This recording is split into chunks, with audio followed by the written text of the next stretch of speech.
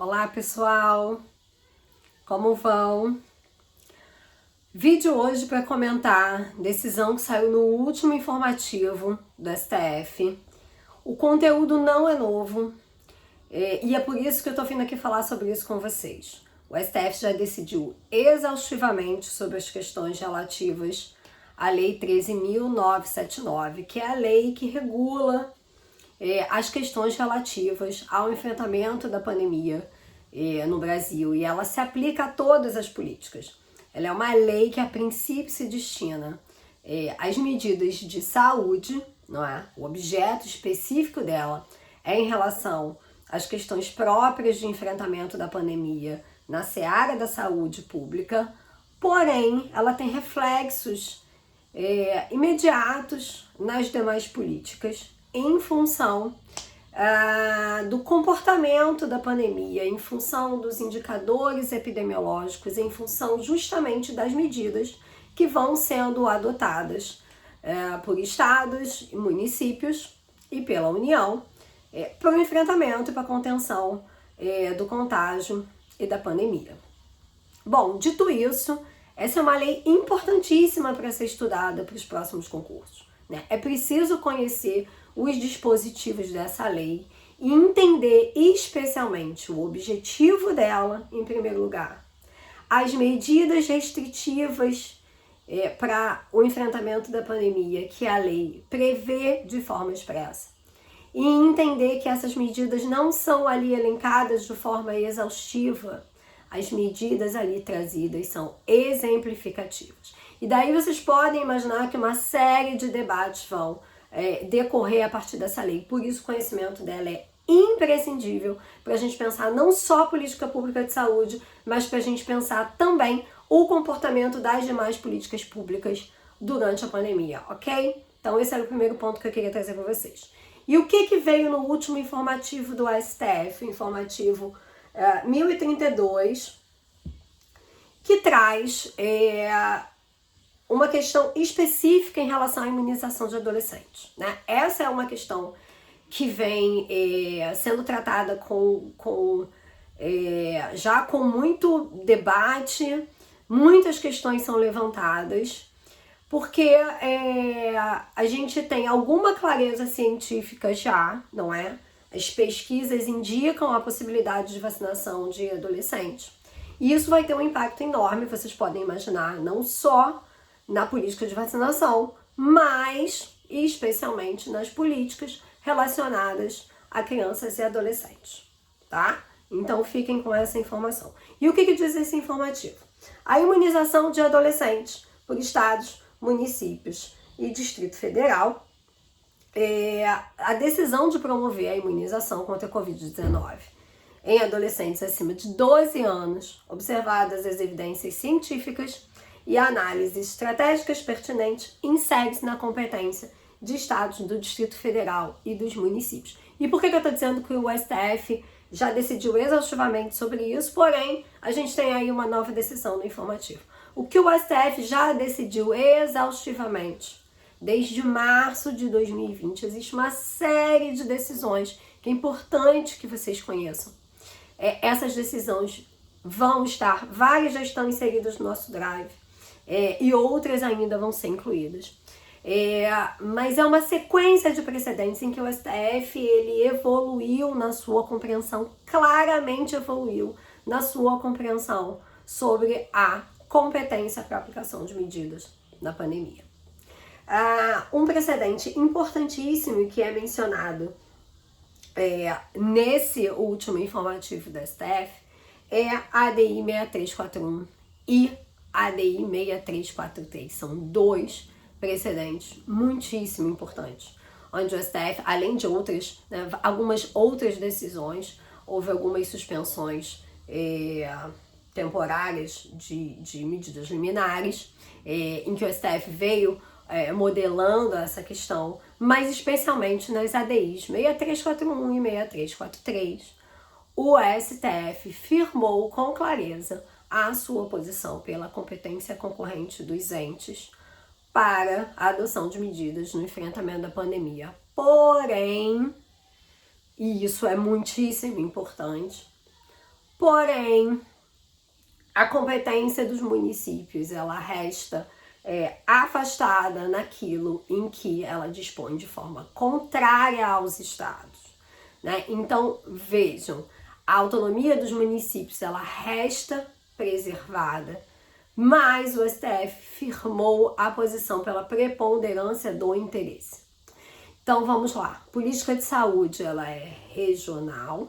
O enfrentamento da pandemia, via de regra, na sua base comum, ele assume uma regionalização, especialmente pela regulação de leitos. Vejam, a regulação de leitos, ela é regional, né? Isso traz para o Estado a importância e a necessidade de regular leitos em todo o território. Isso traz para o Estado essa competência e a responsabilidade sobre muitas decisões que vão impactar alguns territórios, que vão impactar os municípios. E decisões do município que contrariem essas medidas adotadas pelo Estado foram muitíssimas vezes questionadas e na maior parte dos casos prevaleceu o interesse estadual nos casos em que se falava sobre a regulação da política no território, ok? Então, segundo ponto para se ter em mente, preponderância do interesse.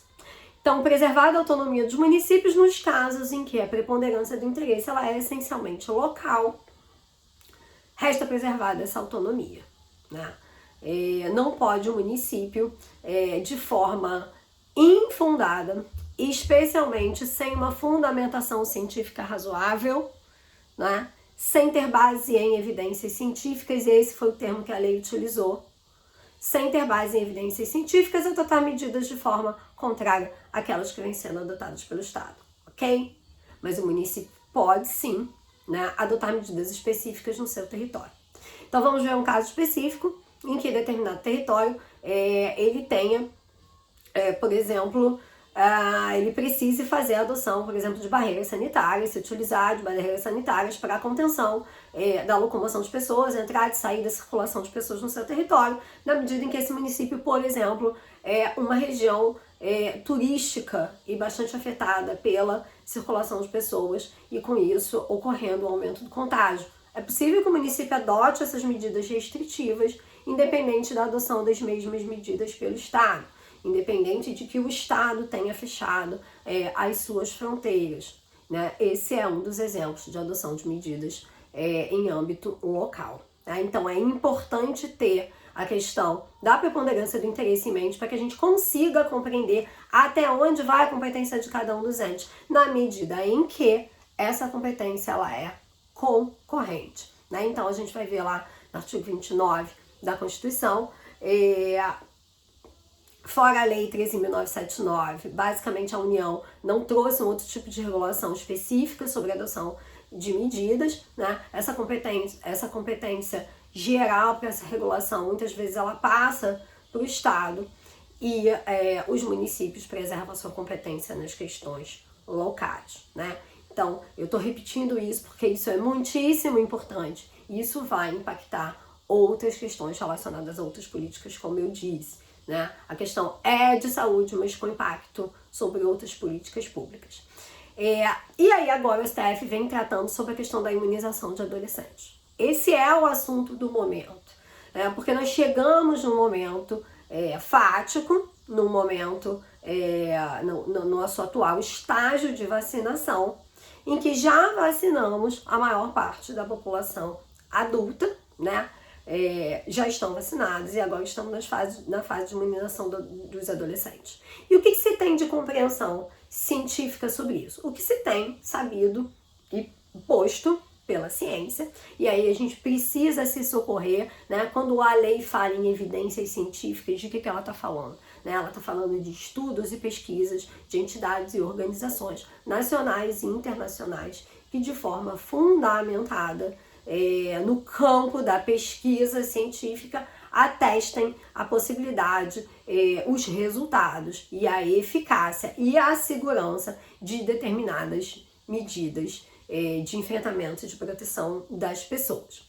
E aí o consenso sobre a vacinação de crianças e adolescentes, ele ainda não é total, mas já há uma certeza científica, né, no limite daquilo que se pode ter de certeza científica posta, né? Foi afirmado pela Organização Mundial da Saúde que a vacinação de adolescentes a partir de 12 anos é uma medida autorizada, permitida e desejável. Então a gente tem aí um marco temporal que precisa ser considerado, 12 anos. E aí tudo isso veio à tona e chegou ao STF para essa decisão, porque os municípios vinham regulando de forma diversa a possibilidade e a vacinação desses adolescentes. Bom, e aí o que a decisão traz, ela de novo repete, né, o que ela vem dizendo desde março de 2020, a competência é concorrente e havendo um consenso científico em relação à faixa etária dos 12 anos de idade, o município está autorizado a adotar essas medidas em relação à vacinação para essa faixa etária. Então, o que o STF diz os entes federados possuem competência concorrente para adotar as providências normativas e administrativas necessárias ao combate da pandemia, podem promover a imunização de adolescentes acima de 12 anos, observadas as evidências científicas, como eu disse, elas estão nesse campo, né, nessa faixa etária dos adolescentes, e reafirma o artigo 3º da Lei 13.979. Né? O artigo 3º da Lei 13.979 é um artigo que precisa ser estudado, precisa ser conhecido, né? A letra da lei precisa ser conhecida e a gente precisa compreender. O artigo 3º da Lei 13.979 precisa ser conhecido e compreendido em maior profundidade. Eu vou ler esse artigo para vocês. O artigo 3º é o que diz que para o enfrentamento da emergência de saúde pública de importância internacional de que trata esta lei, as autoridades poderão adotar, no âmbito de suas competências, entre outras, as seguintes medidas. E aí elenca as medidas que, como eu já disse, são de caráter, são conferidas pela lei em caráter exemplificativo. Elenca as medidas e o parágrafo 1º vem dizendo o seguinte: as medidas previstas neste artigo somente poderão ser determinadas, número 1, com base em evidências científicas, ok? Primeiro requisito de aplicação das medidas. Vou aplicar medida restritiva em matéria de saúde no contexto da pandemia. Eu preciso fundamentar cientificamente. Atos normativos, atos administrativos adotados pelo poder público precisam ser fundamentados cientificamente. Com base em evidências científicas e em análises sobre as informações estratégicas em saúde. Claro, precisam ser medidas que façam sentido dentro do contexto do enfrentamento, né? Então, são medidas que precisam ser adotadas, né? A necessidade de que elas sejam adotadas, porque elas consistem em estratégias para o enfrentamento da pandemia, ok?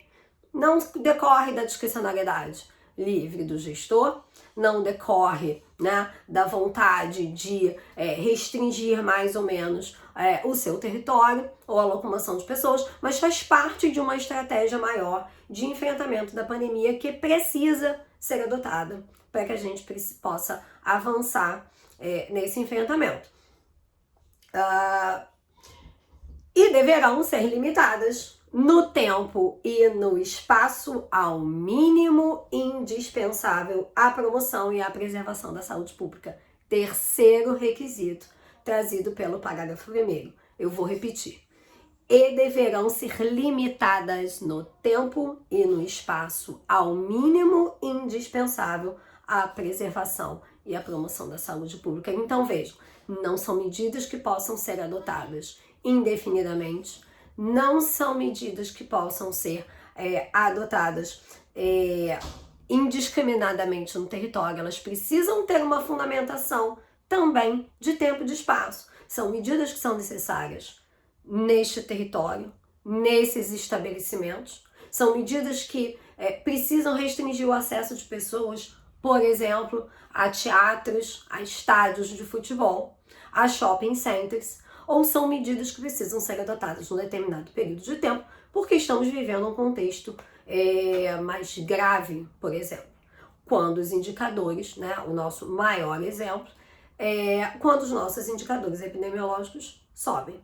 Isso é regulado de que forma? No Rio de Janeiro, pelo pacto, né, chamado Pacto Covid, em que a gente tem aí a regulação dos níveis de risco do território a partir da classificação em bandeiras, né? Sobe o nível de risco, eu preciso aumentar a restrição, né? O nível de risco se mantém por um determinado tempo, eu preciso manter essa restrição. E aí, a medida oposta, qual é? No momento em que eu tenho a redução desses riscos e no momento em que eu tenho cada vez um território menor sendo afetado por esses riscos, eu preciso reduzir essa restrição. É necessário que eu reduza essa restrição porque elas são medidas que restringem direitos. E aí eu vou dar um exemplo, né, para vocês compreenderem o alcance e a importância dessa lei para o nosso estudo e para as diversas disciplinas de um concurso público. Por exemplo, a restrição de acesso aos espaços escolares. Quando é que eu posso restringir o acesso de alunos à escola, né? Quando é que eu posso restringir o acesso de alunos à educação presencial, que é aquela que ocorre na escola e que é a regra? Esse é o direito à educação, é o direito à educação presencial. É possível restringir? Claro, nenhum direito é absoluto, e eu preciso restringir em nome da proteção da vida e da saúde das pessoas. Mas até onde eu posso restringir? Eu só posso restringir no contexto do artigo 3º, parágrafo 1º da Lei 13.979. Quais são os requisitos? Eu preciso ter evidências científicas que atestem que eu preciso restringir a permanência de pessoas e a convivência de pessoas nesse espaço. Eu fecho esse espaço. O segundo requisito, eu preciso que essa medida seja adotada com periodicidade, com restrição e uma consideração sobre tempo e espaço. São todas as escolas de todo o estado do Rio de Janeiro que precisam ser fechadas? Ou somente as escolas dos territórios mais impactados num determinado momento pela pandemia, né? Naqueles territórios em que os níveis de risco são alarmantes, né? Essa é a regulação, esse é o limite da restrição do direito. Então, voltando aqui ao meu exemplo da educação, nos territórios em que eu tenho níveis de alerta alto, muito alto, territórios em bandeira roxa, é razoável que se restrinja o direito. Eu posso restringir porque ele está fundamentado em evidências científicas, né? O distanciamento social é atestado pela ciência como uma medida eficaz. Eu restringo a escola, né, o acesso à escola daquele território em bandeira roxa, e eu restringo por quanto tempo? Enquanto perdurar esse nível de risco. Bom, Renata, mas passados 15 dias esse território ele passou para a bandeira amarela, nível baixo.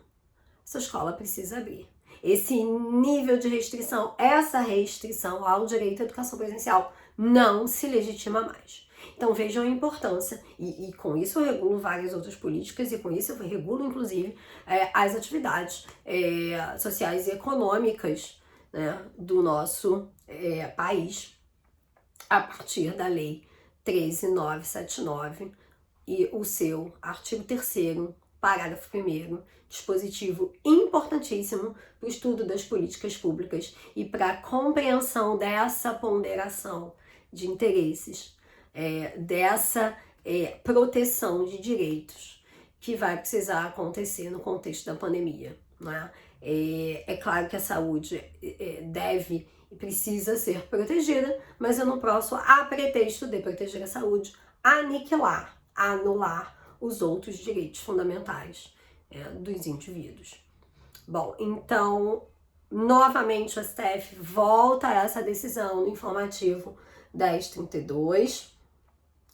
Eu fiz questão de trazer esse debate de novo aqui para esse vídeo, porque essa questão ela perpassa todo o contexto da pandemia. 1032 não, desculpem, 1033 é o informativo último da STF. Essas questões perpassam todas as políticas públicas, né? é uma questão transversal a todas as políticas públicas e de muito importante compreensão. Por isso a gente volta a ela agora no contexto da discussão da vacinação de adolescentes. O STF reafirma a competência concorrente, mas reafirma quais são os limites com base na 13979, ok? Espero que tenha ficado compreendido. A gente vai voltar ainda a esse assunto com certeza. Tchau, tchau.